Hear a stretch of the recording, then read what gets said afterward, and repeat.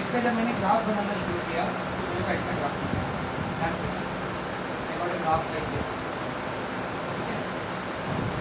If I ask you one question कि ये जो फंक्शन है ये इंक्रीज हो रहा है डिक्रीज हो रहा है, इसकी वैल्यू जैसे जैसे एक्स की वैल्यू बढ़ रही है इसकी वैल्यू क्या हो जाएगी बेटा,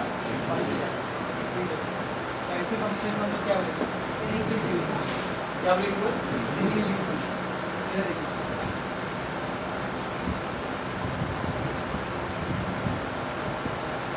इसका बताओ, इंक्रीजिंग फंक्शन करेक्ट है।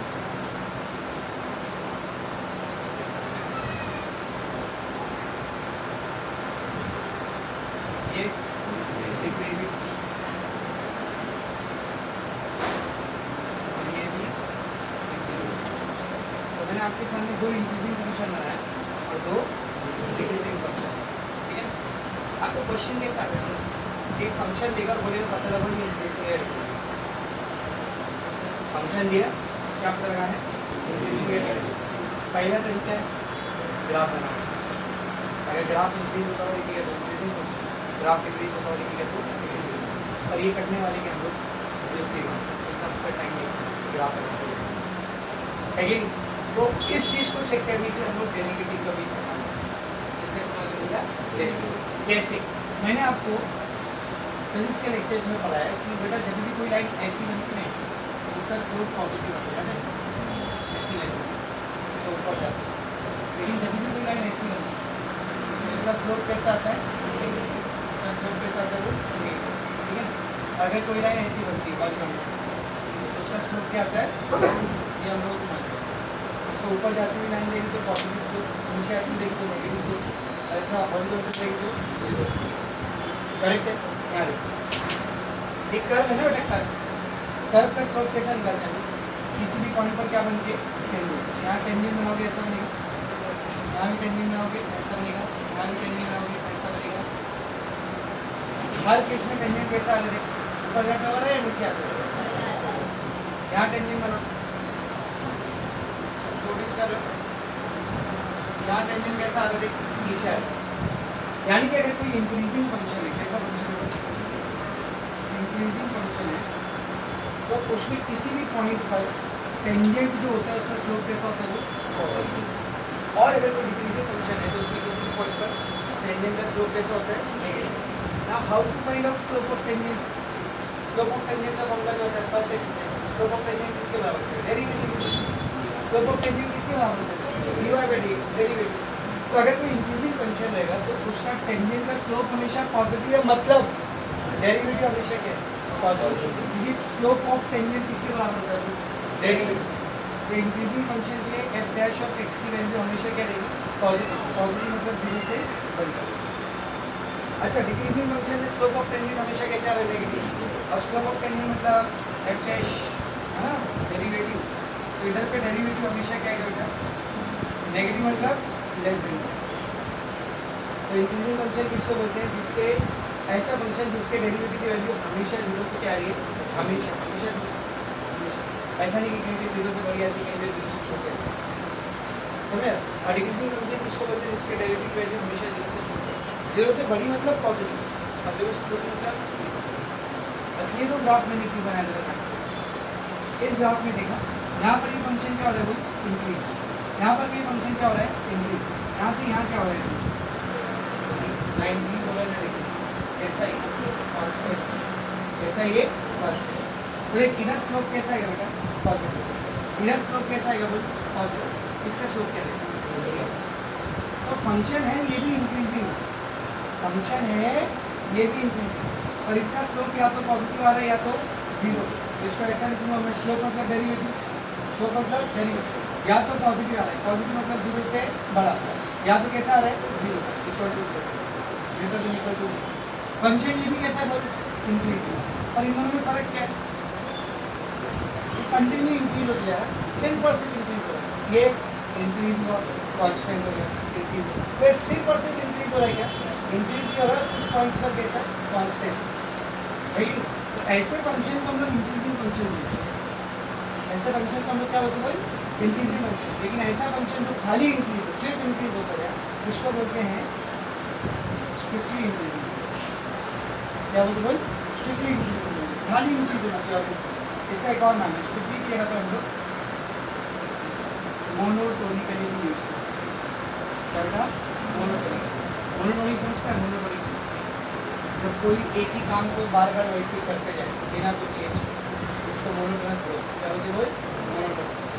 जैसे दुनिया में बहुत सारे काम हैं मोनोटोनस होते हैं, आओ बैठो ये काम करो, चले आओ बैठो ये काम करो, सेम, उसमें कुछ भी चेंजेस नहीं, तो उसको क्या करते हैं मोनोटोनस। हमारे काफ़ी सारे टीचर मोनोटोनस आएंगे, एक ही लहजे में, एक ही लैंग्वेज में, एक ही फेस एक्सप्रेशन के साथ पूरा लेक्चर लेते हैं। Today we are doing exercise और ना गम, एटलीस्ट इंसान गम ही दिखा दे कि तो दुख का थोड़ा रोग को देख के परेशान हो जाए, सैड ही हो जाए थोड़ा सा नहीं। फेस एकदम एक्सप्रेशन, आवाज़ एकदम एक ही टोन, ना ऊपर जा रही है ना नीचे आ रही, ज़रा भी एटीन्यूएशन नहीं, सेटअप स्ट्रेट है। वो बोलेंगे लेक्चर इज वेरी मोनोटोनस, बोलेंगे लेक्चर इज वेरी, उसी तरह ग्राफ इज वेरी मोनोटोनस, एक ही जैसा ट्रेंड दिखा रहा है, चलते जा रहे इंक्रीज हो रहा है। इसको मोनोटोनस बोल सकते हैं, इसमें चेंजेस इंक्रीज हुआ परसेंट, इंक्रीज हो गया परसेंट, इसको बोलते हैं इंक्रीजिंग फंक्शन। इसको क्या होते हैं, या तो स्ट्रिक्टली इंक्रीजिंग या फिर मोनोटोनिकली इंक्रीजिंग। पहचान लिया कैसे, अगर इंक्रीजिंग है तो डेरिवेटिव या तो जीरो से बड़ा है, जीरो के बराबर, और स्ट्रिक्टली या मोनोटोनिकली इंक्रीजिंग है तो सिर्फ जीरो से बढ़ जाए, बराबर होने का चांस है क्या। सिमिलरली इधर अगर डिक्रीजिंग है स्लोप नेगेटिव आता है, ये देखिए भी डिक्रीजिंग है, और यहाँ पर क्या होगा, इधर पे स्लोप नेगेटिव आएगा, इधर पे स्लोप नेगेटिव आएगा, यहाँ पे जीरो आएगा, तो इधर जो स्लोप है यानी डेरिवेटिव है वो जीरो से कम यानी नेगेटिव हो सकता है, जीरो के बराबर, तो इसको क्या बोलेंगे हम लोग, डिक्रीजिंग फंक्शन। इसको क्या बोलेंगे बोल, डिक्रीजिंग फंक्शन। पर इसको क्या बोलेंगे, स्ट्रिक्टली डिक्रीजिंग, क्या बोलेंगे बोल, स्ट्रिक्टली डिक्रीजिंग, ठीक है ना। या फिर इसको आप मोनोटोनिकली डिक्रीजिंग, बस ये इंक्रीजिंग डिक्रीजिंग फंक्शन आप आपको यही आता है। इंक्रीजिंग फंक्शन पे क्या होता है, स्ट्रिक्टली इंक्रीजिंग फंक्शन पे क्या होता है, डिक्रीजिंग फंक्शन पे क्या होता है, स्ट्रिक्टली डिक्रीजिंग फंक्शन पे, ये चार बातें याद है इंक्रीजिंग डिक्रीजिंग फंक्शन पे। तो इतना समझ लिखेंगे तो हम लोग पढ़िए चार बातें, ठीक है। तो फंक्शन को राइट करते हैं इंक्रीजिंग और होते हैं डिक्रीजिंग। तो अगर कोई फंक्शन इंक्रीजिंग है, अगर कोई फंक्शन इंक्रीजिंग है तो उसकी कंडीशन क्या है, वो जल्दी बोल, कंडीशन क्या है, एफ डैश ऑफ एक्स, यानी उस फंक्शन का जो डेरिवेटिव वो क्या आएगा बोल, ग्रेटर देन या फिर greater than equal to, greater than equal to. लेकिन अगर कोई फंक्शन स्ट्रिक्टली इंक्रीजिंग करता, स्ट्रिक्टली इंक्रीजिंग फंक्शन, या और क्या बोल सकते हैं इसको, मोनोटोनिकली इंक्रीजिंग फंक्शन, इसकी कंडीशन क्या है, f dash of x simple सिर्फ जीरो से बड़ा है, यानी सिर्फ पॉजिटिव है, इक्वल होने का चांस, तो ये दोनों क्या इंक्रीजिंग, ये दोनों किसके लिए बोल, एक साथ याद रखो, दोनों एक ही बात कर रहे हैं ना। आगे बढ़ते हैं, नेक्स्ट इसके लिए डिक्रीजिंग के लिए ध्यान दें। अगर कोई फंक्शन डिक्रीजिंग है, अगर कोई फंक्शन डिक्रीजिंग है, उसका डेरिवेटिव क्या रहेगा, F dash of x, decreasing ना नेगेटिव, या तो लेस देन जीरो या फिर इक्वल टू, तो इसको बोलेंगे डिक्रीजिंग। लेकिन अगर कोई फंक्शन स्ट्रिक्टली डिक्रीजिंग फंक्शन है, ठीक है ना, स्ट्रिक्टली डिक्रीजिंग फंक्शन है, या और क्या बोल सकते हैं इसको, मोनोटोनिकली डिक्रीजिंग फंक्शन, ठीक है ना। इस केस में एफ डैश ऑफ एक्स का वैल्यू जीरो से बराबर नहीं रहेगा, सिर्फ और सिर्फ लेस देन। ये चार बातें अगर आपको समझ में आ गई तो इंक्रीजिंग डिक्रीजिंग फंक्शन है कर सकती है। स्ट्रिक्टली इंक्रीजिंग या स्ट्रिक्टली डिक्रीजिंग उस वक्त तक नहीं कहते हैं जब तक उसने क्वेश्चन में बोला है। क्वेश्चन में जब बुक खोल के बोलेगा स्ट्रिक्टली इंक्रीजिंग स्ट्रिक्टली डिक्रीजिंग, तो ही ये आप ही मेंशन करेगा, वरना आप मेंशन नहीं। आप खाली किसकी बात करेंगे, इंक्रीजिंग, इसलिए मैंने हेडिंग में पढ़ा इंक्रीजिंग, मैंने ये हेडिंग डाला कि increasing decreasing and strictly increasing strictly decreasing. Strictly increasing और स्ट्रिक्टली डिक्रीजिंग की बात तब तक नहीं करेंगे जब तक क्वेश्चन में उसने मेंशन नहीं किया। अगर वो नहीं बोला तो हम नहीं, वो बोलेगा तो हम नहीं कर सकते। समझाने से क्या बोला, let us start with the exercise, directly exercise को स्टार्ट करते हैं आपके साथ। तो फोर्थ एक्सरसाइज में दो कर सकते हैं, एक है इंक्रीजिंग डिक्रीजिंग फंक्शन, का, और एक है मैक्सिमा और मिनिमा। अभी हम लोग इंक्रीजिंग डिक्रीजिंग फंक्शन स्टार्ट करेंगे। अगर आप एक्सरसाइज को देखो थोड़ी बड़ी एक्सरसाइज है ना वो। कितने क्वेश्चन है टोटल इसमें? 24 क्वेश्चन है, प्लस कुछ 24 में भी कुछ वर्ड प्रॉब्लम्स के दिख रहे हैं, लेकिन इस पूरे 24 में क्वेश्चन नंबर 1 से लेकर के क्वेश्चन नंबर 8 तक का जो क्वेश्चन है, क्वेश्चन नंबर 8 तक का क्वेश्चन वो आपका इंक्रीजिंग डिक्रीजिंग फंक्शन है। इसमें बेटा increasing decreasing function. Question number 9 से आपका मैक्सिमम मिनिमम स्टार्ट हो गया। क्वेश्चन नंबर 9 से क्या स्टार्ट हो गया? फिर वहाँ से लेके एंड तक आपका मैक्सिमम मिनिमम, वहाँ से लेके एंड तक आपकी जो क्वेश्चन है वो मैक्सिमम और मिनिमम है। अभी लास्ट में दो क्वेश्चन इंक्रीजिंग रेस हो गई है, show that power is increasing function हो गई, मिला? Prove that function is increasing function हो गई, मिला? तो 8 क्वेश्चन और लास्ट में दो क्वेश्चन इंक्रीजिंग डिक्रीजिंग के, बाकी पूरे क्वेश्चन किसके होगा? Maximum. Now first we are starting with increasing decreasing function, maximum minimum बाकी एक्सरसाइज 2.4 क्वेश्चन नंबर 1 का फर्स्ट क्वेश्चन। पहले क्वेश्चन पर उसने पूछा था test whether the following functions are increasing और फंक्शन इंक्रीजिंग है या डिक्रीजिंग है ये पता लगाना। उसने 3 वर्ड यूज किया गया, उसने आप नहीं बोले ना, उसने यूज किया तो हमको बस ये पहचानना है कि फंक्शन इंक्रीजिंग है या डिक्रीजिंग है, बस इतना पहचान के खत्म। कैसे पहचानते हैं? डेरिवेटिव, अगर डेरिवेटिव पॉजिटिव आ रहा है तो इंक्रीजिंग, नेगेटिव आ रहा है तो डिक्रीजिंग। अब इक्वल टू 0 है, ग्रेटर देन इक्वल टू 0 है, उससे फर्क नहीं पड़ता। ग्रेटर देन 0 है, ग्रेटर देन इक्वल टू 0 है, लेस देन 0 है, लेस देन इक्वल टू 0 है। लेकिन यहाँ पे स्ट्रिक्टली की बात, पहला क्वेश्चन फंक्शन क्या दिया है? Function f of x is equals to x cube minus 6x square plus 12x minus 16, where x belongs to all the सारे रियल नंबर, सारे नंबर, जो भी नंबर आप अपने मन में सोच सकते हो वो नंबर, x की कुछ भी वैल्यू हो सकती है, ऑल द रियल नंबर। चल बोर्ड पर देख, और इंक्रीजिंग डिक्रीजिंग पता करने के लिए सबसे पहले आपको क्या निकालना पड़ेगा?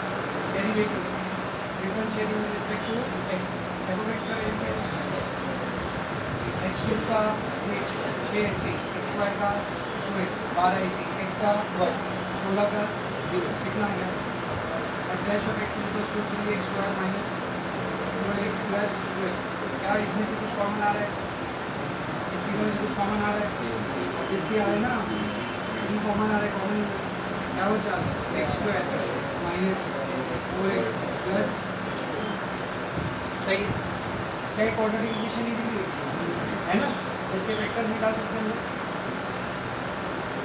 4 1 जा माइनस 4, 4 के ऐसे वेक्टर की प्लस या माइनस करके 4 ही है, 2 2 जा 4, माइनस में इसको माइनस 2 2 जा 4 माइनस माइनस प्लस, सही है? माइनस 2 माइनस सही। एक्स स्क्वायर का कोएफिशिएंट क्या है? 1, डायरेक्ट ले सकते हो ना, क्या है वो 3 इंटू बोल x minus 2 into x minus 2 into x minus 2 का स्क्वायर, और ये 3 इंटू एक्स माइनस 2 का स्क्वायर। आप इसको ऐसा नहीं कर सकते अगर आपको फैक्टराइजेशन से नहीं करना, ध्यान से देखना। ये वाले एक्स स्क्वायर को ऐसे रखो, ये प्लस 4 को मैं ऐसा लिख सकता हूँ 2 स्क्वायर, 2 का स्क्वायर कितना है प्लस, ये 4x कैसा लिखा जा सकता है? 2 इंटू एक्स, सही है? इसको a मान ले, इसको b मान ले, a square minus 2ab plus b square, किसका फॉर्मूला? a कौन है? x, b कौन है? 2, a माइनस b का ऐसे ये आ गया मेरे को f डैश ऑफ x का वैल्यू। अब बेटा इधर x की जगह पर जो नंबर रखने का है, जो नंबर पॉजिटिव नेगेटिव जीरो जो रखिएगा, पॉजिटिव रखोगे समझो पॉजिटिव रखो और 2 से बड़ा रखो, 2 से समझो 5 रखा तो 5 माइनस 2 कैसा आंसर आएगा?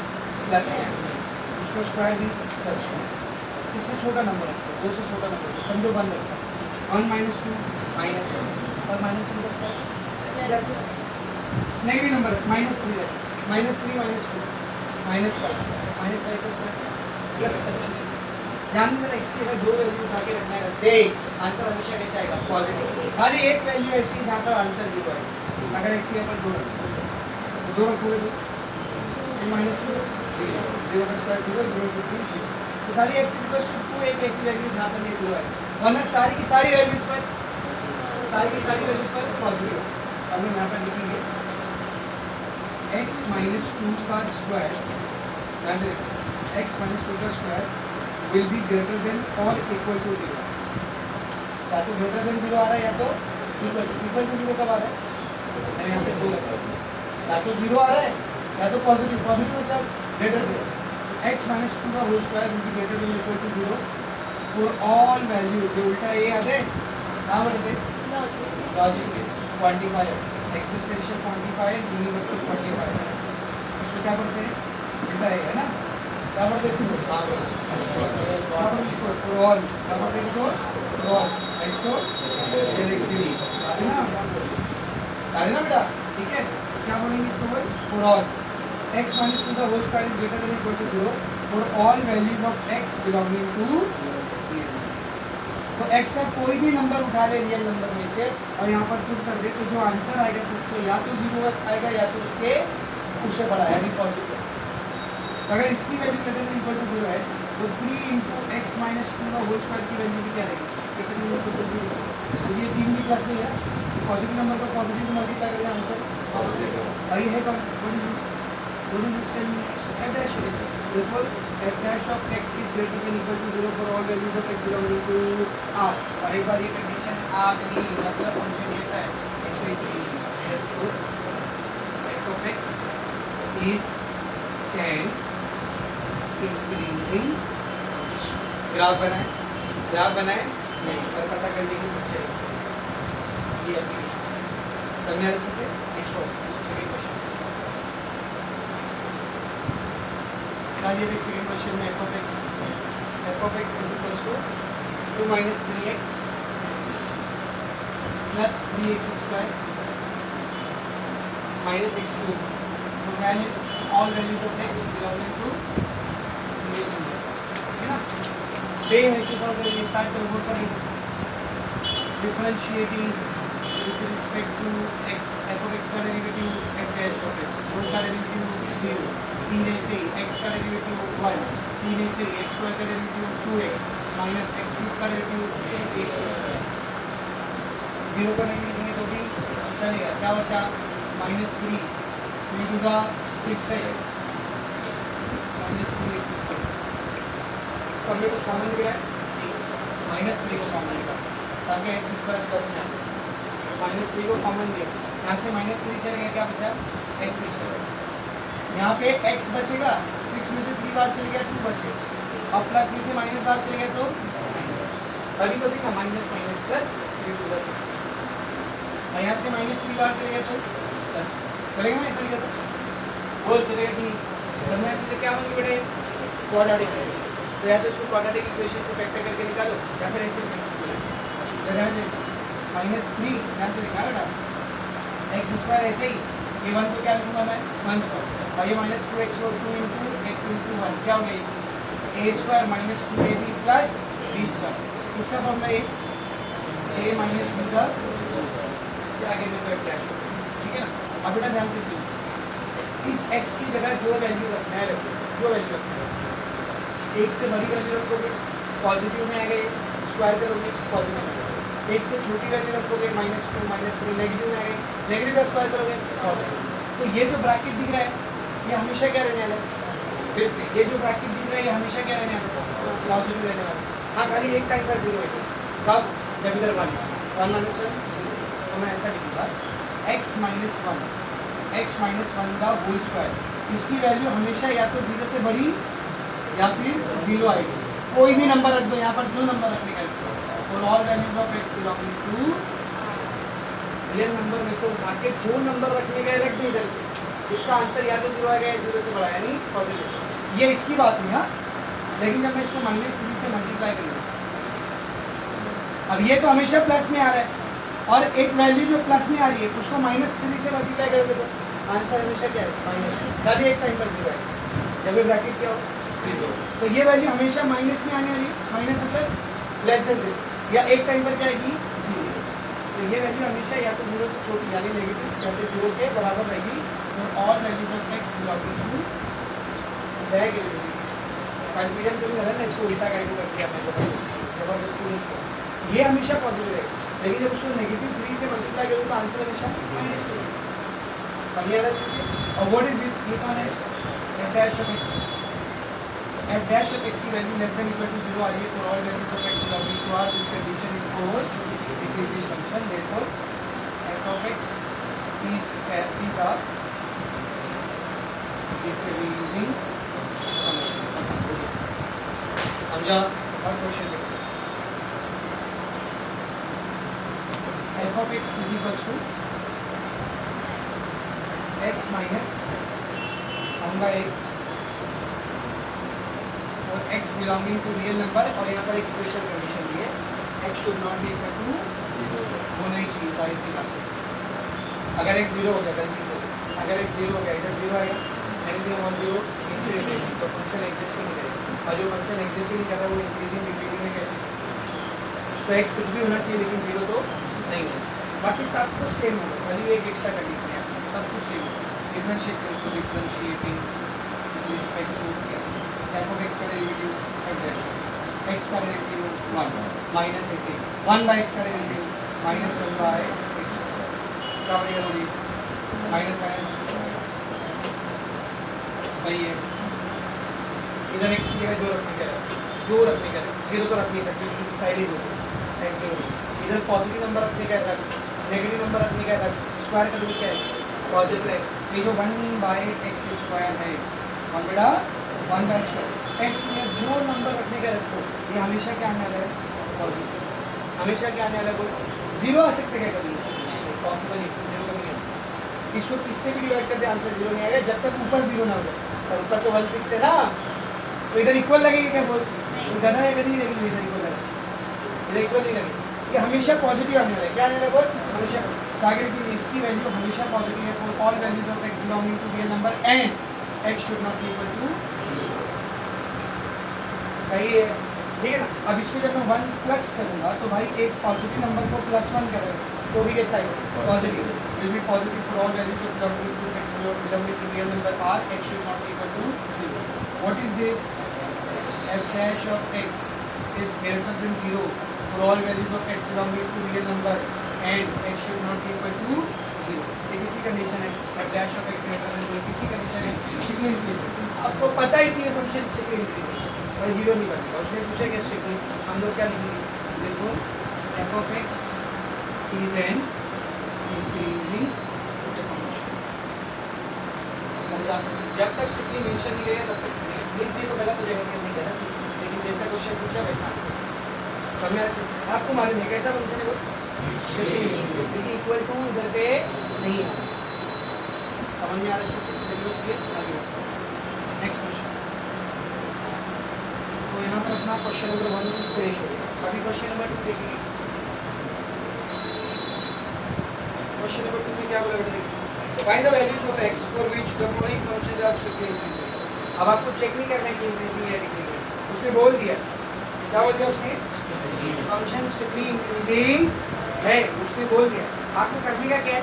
x की वैल्यूज निकालना है, वैल्यू नहीं लिखा हुआ है, वैल्यूज मतलब x की क्या क्या वैल्यू पॉसिबल है, हो सकती है, x की कौन कौन सी वैल्यू है जिन वैल्यूज के लिए फंक्शन इंक्रीजिंग है। क्योंकि कई बार ऐसा होता है, समझ एक फंक्शन ऐसा है, इधर ध्यान से हाँ, समझ एक फंक्शन ऐसा है, यहाँ पे नंबर है 5, यहाँ पे नंबर है 1, इसका मतलब 1 to 5 अगर x की वैल्यू है तो फंक्शन कैसा है?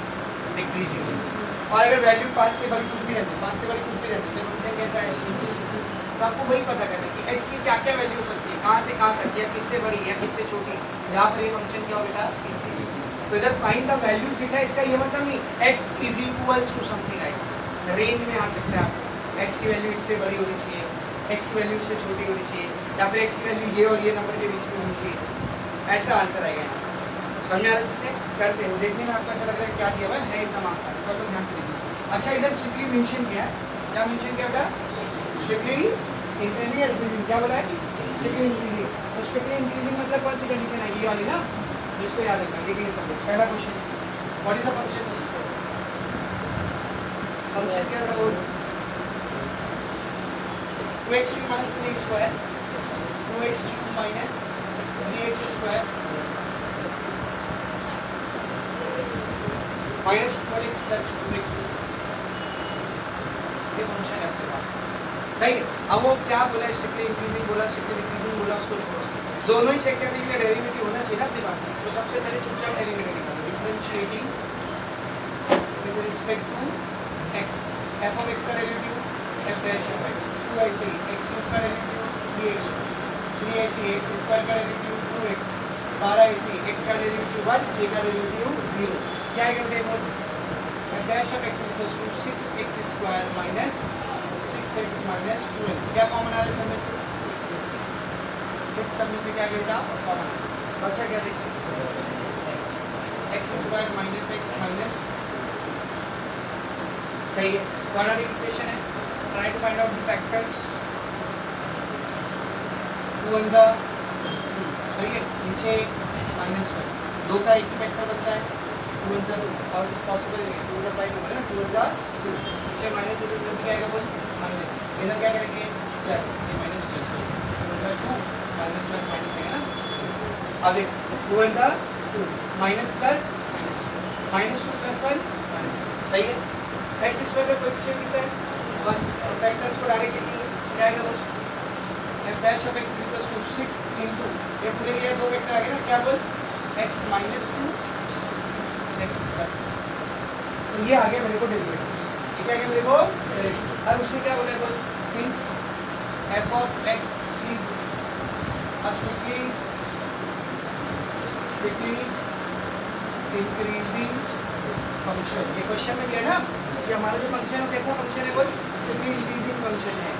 तो कोई भी फंक्शन जब स्ट्रिक्टली इंक्रीजिंग होता है तो उसकी कंडीशन क्या होती है, तो उसका जो डेरिवेटिव रहेगा क्या रहेगा ग्रेटर देन इक्वल आएगा, क्या उधर स्ट्रिक्टली ग्रेटर देन, समझ रहा है। f डैश ऑफ x की हम उसकी वैल्यू क्या है बोले, f डैश ऑफ x की वैल्यू क्या है 6x minus 2 x plus 1, this should be greater than 0, इसे इधर मल्टीप्लाई करो वहाँ जाएगा 0 से डिवाइड करके क्या हो जाएगा 0, क्या बन गया x minus 2 x plus 1 greater than 0। अब इसके बाद क्या करोगे, सर इसे छोड़ नहीं, x की वैल्यू निकालो, इसकी वैल्यू निकालोगे इधर x अकेला हो गया तो इसको अकेला करो, तो इसके बाद क्या करो बेटा, इसका मतलब क्या x माइनस 2 कोई तो भी एक नंबर, x प्लस 1 कोई तो भी दूसरा नंबर, इन दोनों नंबर को जब मैं मल्टीप्लाई करूँ तो आंसर क्या है, ग्रेटर देन 0 मतलब पॉजिटिव, ग्रेटर देन 0 मतलब पॉजिटिव, लेस देन 0 रहता तो नेगेटिव। हम मेरी बात जरा काट होगी, कोई भी दो नंबर को जब आप मल्टीप्लाई करते हो और आंसर पॉजिटिव आ रहा है, आंसर क्या आ रहा है बोल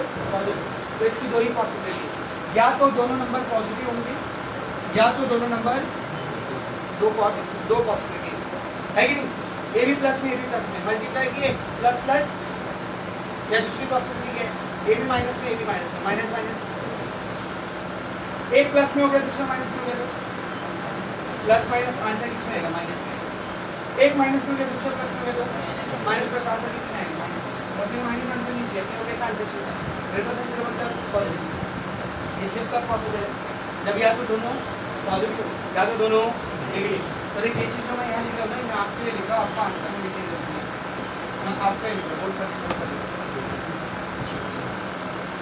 अगर a इंटू बी मल्टीप्लाई होकर 0 से बड़ा होकर पॉजिटिव, तो इसकी दो पॉसिबिलिटी, केस 1 क्या पॉसिबिलिटी है पहली बोल, a भी 0 से बड़ा है, तो a भी 0 से बड़ा है, a भी पॉजिटिव b भी पॉजिटिव, केस 2 क्या रहेगा, केस 2 क्या रहेगा, a भी 0 से छोटा है, a भी नेगेटिव है एंड ये दो पॉसिबिलिटी है, इस चीज को यहाँ पर यूज करें। पहला केस 1 क्या बनेगा, केस 1 क्या बनेगा, ये दोनों ही क्या होना चाहिए पॉजिटिव, पॉजिटिव मतलब ग्रेटर देन 0, कैसा लिखिए देखिए x माइनस 2 भी ग्रेटर देन 0 है एंड x प्लस 1 भी ग्रेटर देन 0, सही है। यहाँ से अकेला हम क्या करेंगे x ग्रेटर देन, ये माइनस 2 इधर गया तो plus 2 and x greater than plus 1 हो गया तो सर आगे क्या आंसर दिया तो अभी आंसर दिया, ठीक है ना, केस 2 पर जाएंगे,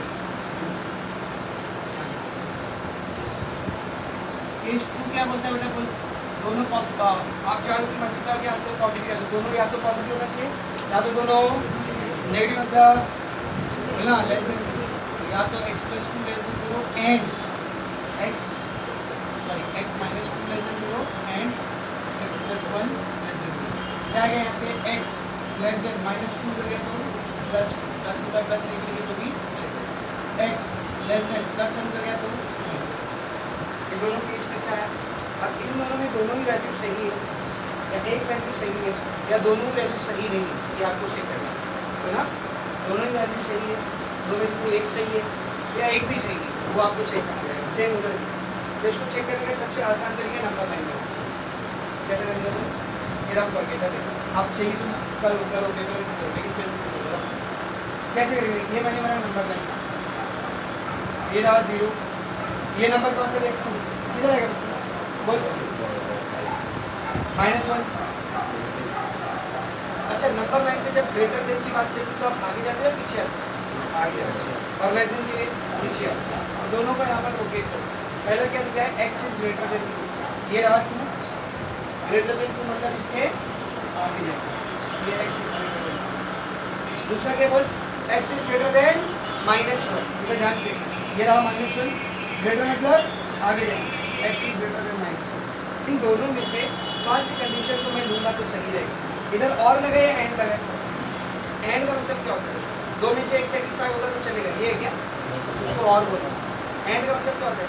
दोनों सही होना चाहिए। उसको आप लॉजिक से भी समझ सकते हैं। एंड वाले जो स्टेटमेंट होते हैं वो तभी ट्रू होते हैं जब दोनों वे दोनों कंडीशन पे होनी चाहिए बोल सेटिस्फाई। अगर मैं इसको मानूंगा x इज ग्रेटर देन -1 तो ये पोर्शन तो सेटिस्फाई हो रहा है, ये वाला पोर्शन सेटिस्फाई हो रहा है तो मैं इसको नहीं मान सकता। मैं इसको मानूंगा बोल x ग्रेटर देन क्यों?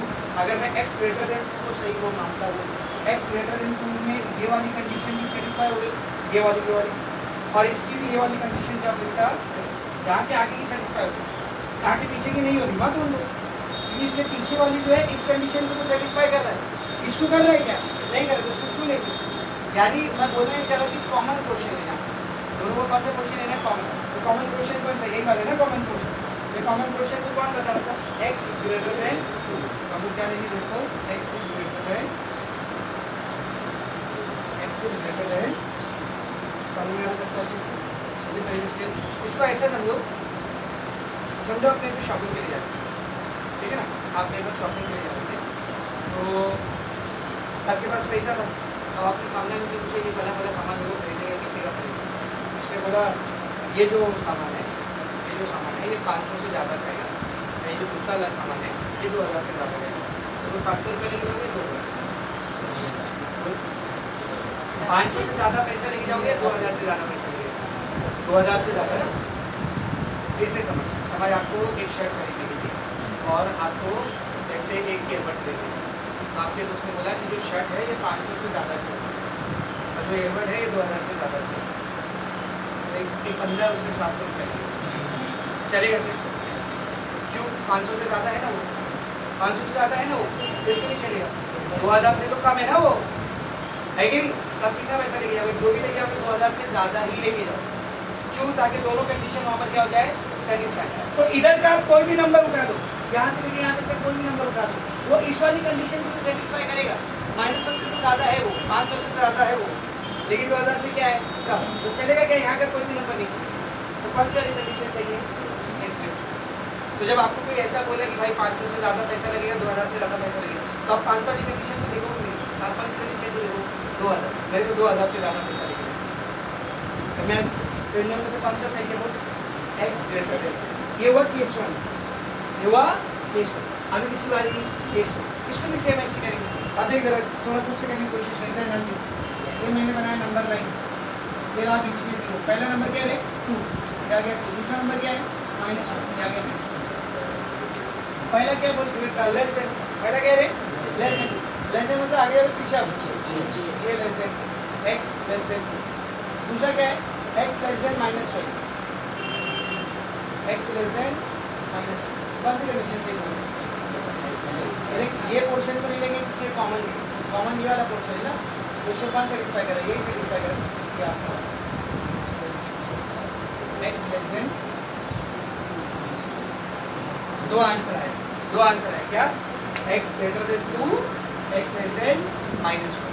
हम लोग आंसर लिखेंगे, आंसर क्या चलेगा, x is greater then 2 and x is less than minus one. x की वैल्यू या तो 2 से बड़ी होनी चाहिए या तो माइनस वन से छोटी। इसका मतलब समझो, ध्यान दे, ये 0, ये 2, ये माइनस वन। अगर आपके x की वैल्यू 2 से ज़्यादा है तब आपका फंक्शन इंक्रीजिंग है, और अगर आपके x की वैल्यू माइनस वन से कम है तब आपका फंक्शन इंक्रीजिंग।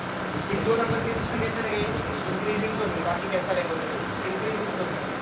तो इंक्रीजिंग कौन से केस में ये x की वैल्यू 2 से ज़्यादा, x की वैल्यू माइनस वन से कम।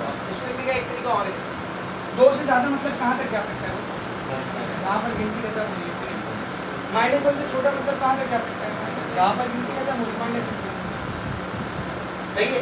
तो ये वाले इंटरवल को कैसा लिखोगे, x ध्यान से लिखना, x इक्वल टू, वाले इंटरवल को कैसे लिखोगे, वाले इंटरवल को कैसे लिखोगे, माइनस इंफिनिटी से लेकर minus one, x belong to minus infinity to minus one.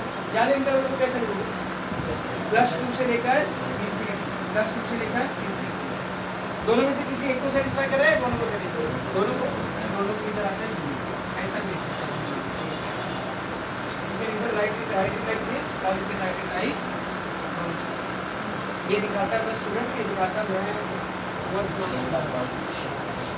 ज़्यादा मैथ्स आता है, समझ आ रहा है, मेरे को इंटरवल्स पता है, मेरे को यूनियन का कंसेप्ट पता है, ये समझ आ रहा है। मैं कहीं को दोनों लिख के दे रहा हूँ, कभी एमसीक्यू में आगे ऐसा लिखा रहेगा, वहाँ पे प्रॉब्लम ले क्या लिखा होगा, आंसर क्या आ रहा है, ये क्या लिखा होगा, समझ अच्छे से, इसलिए मैं दोनों आंसर लिख के दे रहा हूँ। Basic very much clear. अरे ये सब कौन सा बच्चा करेगा जो थोड़ा जिंदा दिमाग के साथ अपना दिमाग इस्तेमाल करता है, जिंदे दिमाग और उसका दिमाग चल नहीं रहा है, हैंग हो चुका है, वो एक सब कंसेप्ट नहीं रहा है क्या चल रहा है, एक सब क्या चल रहा है। तो ये इंक्रीजिंग डिक्रीजिंग का जो टॉपिक है, मैक्सिमम मिनिमम का जो टॉपिक है, एलिजिबिलिटी और रोल्स देना, ये सब जो टॉपिक है ना, इसमें आपको थोड़ा सा फ्रेश माइंड के साथ चलना है, एटलीस्ट रिलैक्स माइंड के साथ आपको सीखना है, थोड़ा सा दिमाग का बनाना रहते बड़े आसान, कुछ मुश्किल नहीं है, आसान है, बस आपको थोड़ा सा फ्रेश माइंड या रिलैक्स माइंड के साथ उसको सब कंफ्यूज नहीं करना, पढ़ने का नहीं होगा ये क्या हो गया, ये क्या हो गया, ऐसा नहीं, आराम से करो, समझ में अच्छे से फंक्शन है, हमको पता करना है एक्स की वैल्यू, बोर्ड पर देखने से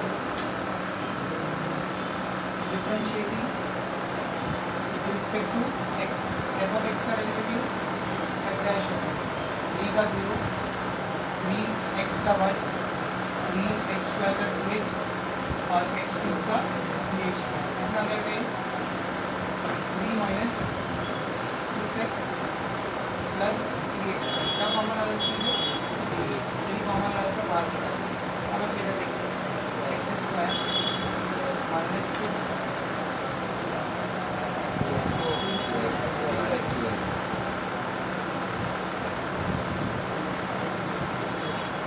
अपने पास, ठीक है। अब या तो इसको फैक्टराइज करो, ताकि इसको ऐसा भी लिख सकते हैं 3 X square minus 2 into X into 1, सही है, प्लस जैसे A square minus 2ab plus B square, इसका मतलब है ए माइनस आगे वेक्टर डैश, ठीक है। अब लिखेंगे since f of x is strictly